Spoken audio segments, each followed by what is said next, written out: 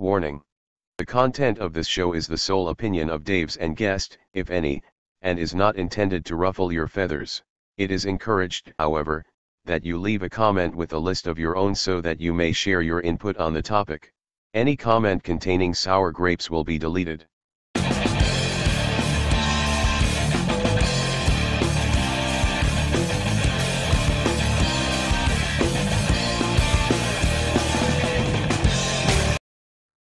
Hey everybody, welcome back to Dave's Guitar Channel and welcome back to the list. Today, I have a guest, Jon Sousan. Jon has selected 1973, and today we are going to list down from 10 to 1 our favorite albums from 1973. Jon, how are you? I'm good. How are you? Can Great, you hear the man. thunder in the background? Oh, I hear it here. We have thunder here as well. Here. Yeah. It's raining here too. So what an intro.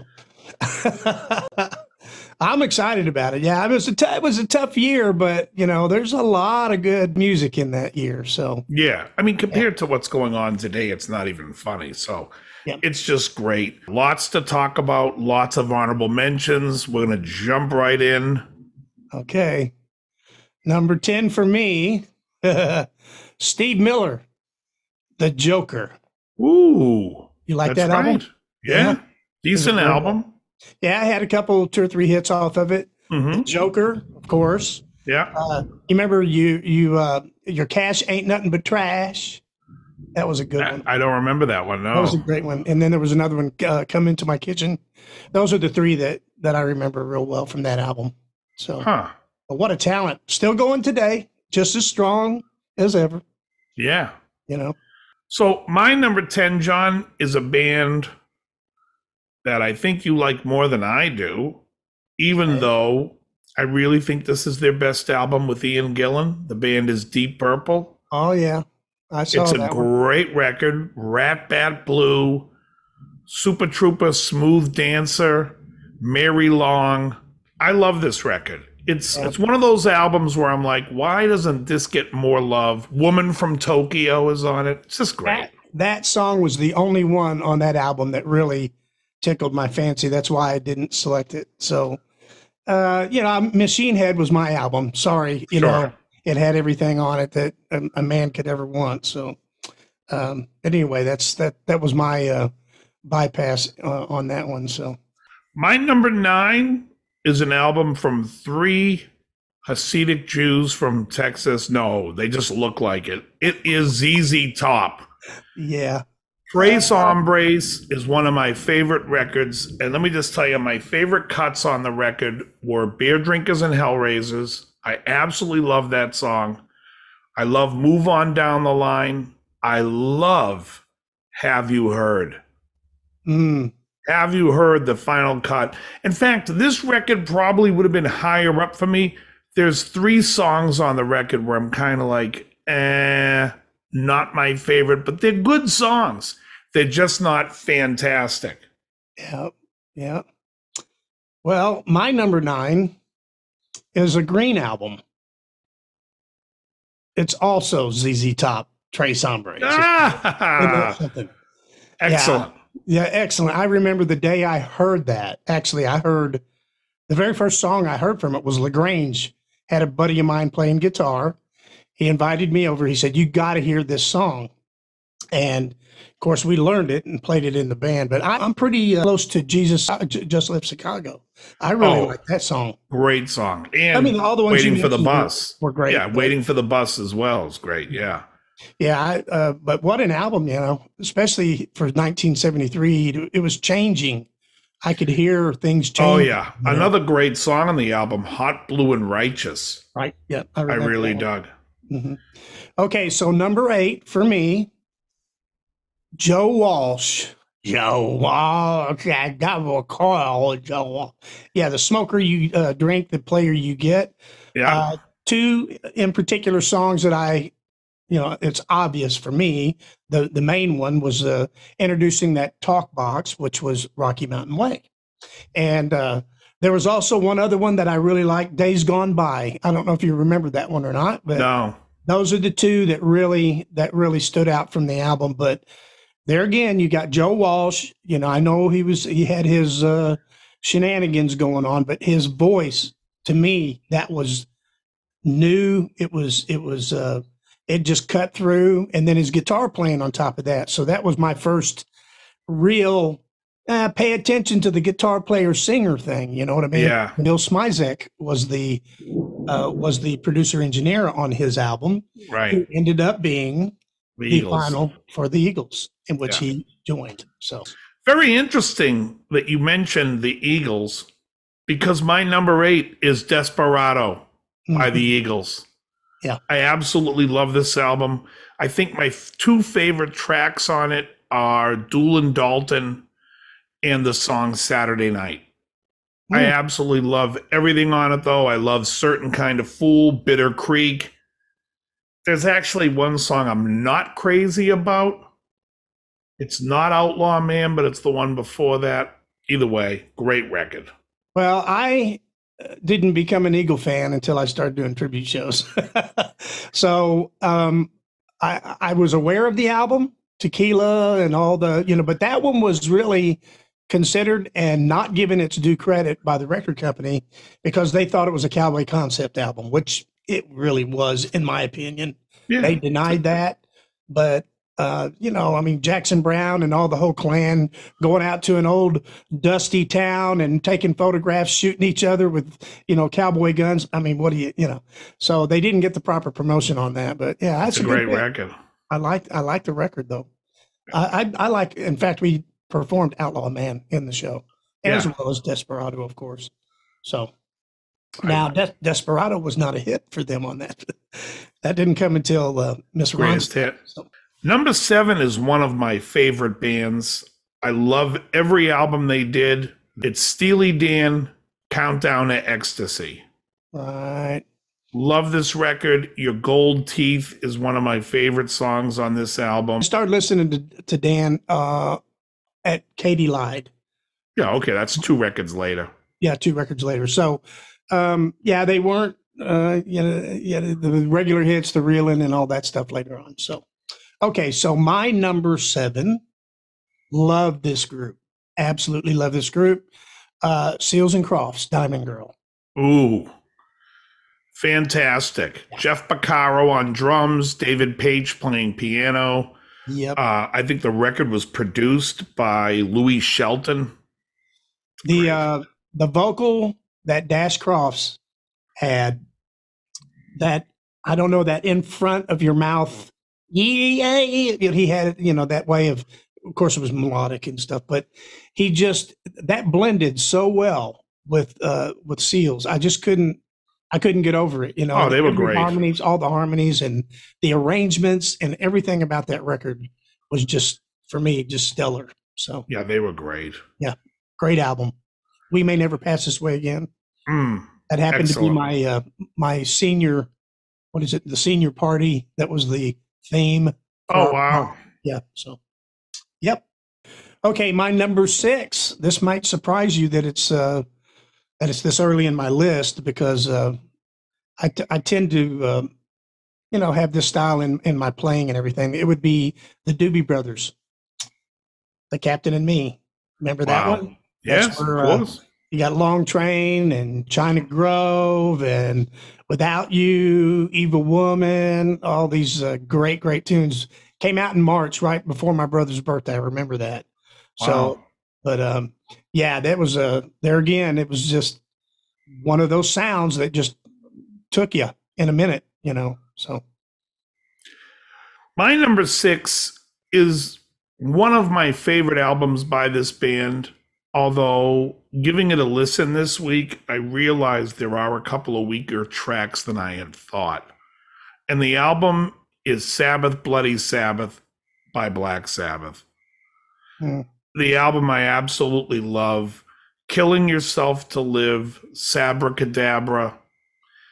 Just so many great songs on this record. The title track. The production stinks. If this album was produced by Martin Birch, who later produced Heaven and Hell for them, this would have been one of the most epic albums of all time. I feel like early Sabbath production is in the toilet. and it really hurts the record. Our mother didn't let us do Sabbath, even though she bought the first record, Paranoid, for my brother. Well, that was the second album. I'm sorry, the second album. But anyway, once she got to listen to it, she was like, I don't know, kind of deal. So it was one of those kind of things. So we didn't warm up to Sabbath as much as most. Let's put it that way. So my number 5 will be no surprise to most, considering it's my hometown, and these are the Bad Boys of Boston, Aerosmith's first album called Aerosmith. One Way Street, Somebody, Make It, Dream On, Moving Out, great stuff. Great album. Yeah. Great record. Yeah. Loved it. Yeah. I remember hearing it. I didn't put it on my list, but yeah. And a lot of my music is all over the place for many different reasons, but mainly because I'm trying to think back when they were popular, what effect it had on me then. Right. And you learn to appreciate them, of course, after the fact, of course. Yeah. But anyway, so my number 5, I remember it well. My sister bought the album. She put it on, and we went back to back with it. And it was one of the most, different experiences. And that would be Pink Floyd, Dark Side of the Moon. Front to back, we listened to it. And my sister's younger than I am. Yeah. We were both just so, especially with the female vocal on a lot of the songs that were in there, just the humming and the stuff that was going on, total different direction. But man, what an impact musically. Brilliant record. I can't say I'm surprised it's on your list. I can say I'm surprised it's not higher up. Yeah. Okay, so anyway, my number 4, got to learn to appreciate these guys later on, but I have to give credit where credit's due because they're responsible for a lot of my wanting to get out there and do my rock and roll. And that's Lynyrd Skynyrd, pronounced Lynyrd Skynyrd. Great record. Great record. Tuesday's Gone. Yeah, Tuesday's Gone's on that record. It's just awesome. Yep. And, Freebird was a big argument with the record company and them because it was so long. They wanted short hits. My number 4 album is by probably the most famous musician in the world. It is McCartney and Wings' Band on the Run. Nice. This album, there isn't a bad song on it. From the title track, Band on the Run, 1985 is a great song. I mean, I love everything on it. Great album. Jet, Mamunia, Helen Wheels, love it. Yep. Love it. Love it. Yep. And same thing. I didn't put it on my list because there's so many that influenced me in different ways. But yeah, I was definitely a fan of that album. Oh yeah, sure. So, number 3 for me is going to come to a shock to people who know me because I'm very vocal about saying how I'm not a fan of this band. However, this album is effing fantastic. It is the Who Quadrophenia. This record, 515, Sea and Sand. I will say this. I Am the Sea, the very beginning with the ocean waves, and they keep playing little blurbs of songs that are on the album. That's a little show tuney for me. Yeah. I wish they didn't put any of the vocals in the adultery in there, except for the Can You See the Real Me right before the track starts. But all the others, when he's sitting there, Bellboy, and they're going through every song, it just feels like I'm on Broadway watching it. That's my only complaint about the record. Otherwise, it is flawless. Yeah. Nice. Well, my number 3 is, I remember hearing them for the first time. I was in St. Louis, Missouri, in the basement of my buddy who was a drummer. I was a guitar player. We were jamming all the time. He said, the record just came out. We got to do some of these songs. And he put on The Ocean. And of course, I'm talking about Led Zeppelin, Houses of the Holy. Mm-hmm. What sonically, what a move, man. The drums on that thing, unlike anything I'd ever heard. Bonham's the king. Oh, he was just, but the sound of it, it was so produced, so quality, you know, that room sounding feel, you know, it was, nobody did that, you know, nobody was doing that. It was him. Yeah. That was Bonham. So Amazing. but anyway, yeah, song remains the same. The rain song, the ocean. Okay, my number 2. This is going to shock you probably, but I've got some sentimental value on this one. And plus, it's just filled with, I don't think there's a bad song on the album. Double album. Elton John, Goodbye Yellow Brick Road, man. It's just unbelievable album. And it just captivated me from anything. You remember the old organ, you know, it sounded like almost a cathedral organ before Love Lies Bleeding, I believe. Oh, sure. Funeral for a Friend, it's called. It's just it's brilliant. Unbelievable. That just Harmony. All that captivated me so much in that album. You know, like I said, not a bad song on there. Gray Seal. Incredible. I loved Gray Seal. How about All the Girls Love Alice? Mm-hmm. Yeah. Great. Yep. So, yeah, hats off to Elton John on that one. I think it was, in my opinion, ahead of its time. You know, just a lot of production, a lot of good stuff to listen to. So my number 2, I wrestled with because I wasn't sure if it should be 1 or 2. And it finally, I was like, no, it should be 2.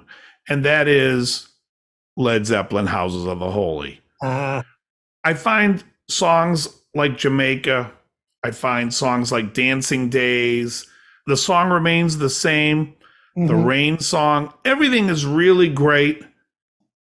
I could do without the crunge. Really? And because of the crunge, which was kind of like their goof on James Brown, take me to the bridge. I was like, I pass. It got the number 2 spot because of the crunge. Oh, wow. We'll have to take that up with Mr. Plant. So yeah. And now for my number 1. I don't think it's going to be a surprise to anybody. It is Pink Floyd, Dark Side of the Moon. Now, for years, I hated this record because it was so overplayed, and I would tell you The Wall was a better album. I'm here to tell you right now, The Wall is not a better album. I find The Wall annoying now. However, Dark Side doesn't have a bad song on it. There isn't a wasted second on it. It's just great. It really is a phenomenal album. Everything about it, Gilmour's tone, his voice, Waters playing, Nick Mason and Richard Wright, they put this record together, and there's a reason why this was on the charts for so long. It's just fantastic in my eyes. Yeah, there's no doubt about it. No argument here. Yeah. As far as being the number 1, it couldn't be for me, of course. All right, well, this is all opinion anyway, but yes, totally. But, you know, my number 1, of course, we all know, Grand Funk Railroad, We're an American Band. So reasons behind that are very personal. Mark Farner taught me how to sing, and it's kind of funny, but I would from an early age, every Tuesday, make it a point to be sick and tell my mom that I've got to stay home. I just don't feel good. And I would stick those records on, and I would put them on the old turntable and lay in front of it, and I would just listen to every note, everything. And that's what taught me a lot about music. This in particular is one of my favorites of theirs. The concept, the gold color of the outside, the gold color of the album, it was a different vinyl look. You opened it up and they were always risque. Bunch of American flags. It just felt good. Lots of great songs. We're an American Band. Stop Looking Back. Creepin'. I don't know if you've ever heard Licorice, but another one that I loved was The Railroad. If you've never heard The Railroad, you need to listen to The Railroad. Incredible writing coming from that doggone single guy, Mr. Mark Farner. And, you know, that's why I'm so drawn to that band, you know, because of the talent that started with 3 people, ended up with 4. But melodically, how do you do that with 3 people, you know? So anyway, We're an American Band. There you go. Excellent. Produced by Rundgren, by the way. Speaking of Todd Rundgren, let's jump right into our honorable mentions, because Todd Rundgren that year put out A Wizard, a True Star, which was a very good record. Right. Wasn't my favorite Todd album. In fact, again, the year before and the year after, he put out records that I liked better. However, A Wizard of True Star is a great record. So two of my honorable mentions were in your list. One was Elton John, Goodbye Yellow Brick Road, and the other one was pronounced Lynyrd Skynyrd. Both great records, just didn't make my cut. Other honorable mentions for me was Funkadelic, Cosmic Slop, Frank Zappa, Overnight Sensation, The Spinners' first album, just called The Spinners, and Paul Simon, There Goes Ryman Simon. Those would be my honorable mentions. Cool. Very nice. All good records. Mine, no in particular order, anything like that as far as what I think about them. I just listed honorable mentions. Sure. First of all, Alice Cooper had a good album out. I know you don't like $1 Billion Babies. You've told me you didn't like it. I like this. I like the song $1 Billion Babies. I don't think the album was that. That's good. what I meant. Yeah, that's what I meant. But there were a few songs on there that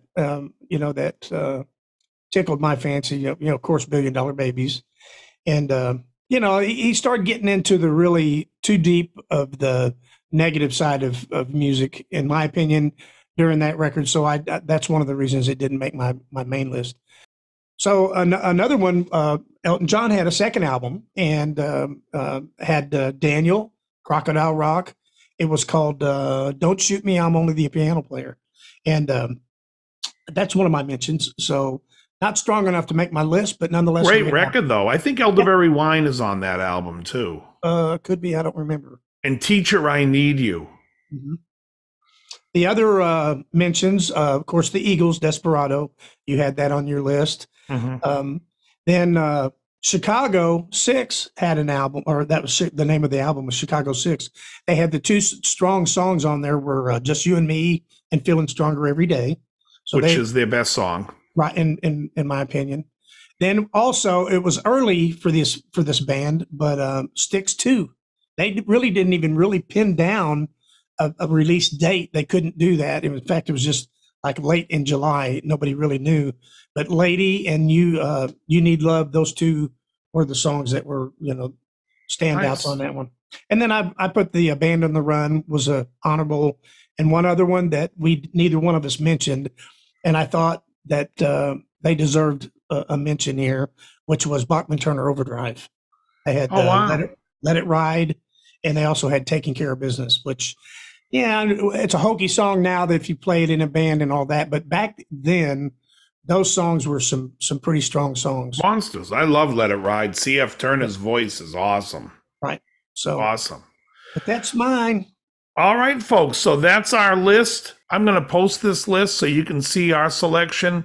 In the comments, please write your 10 favorite albums from this year as well.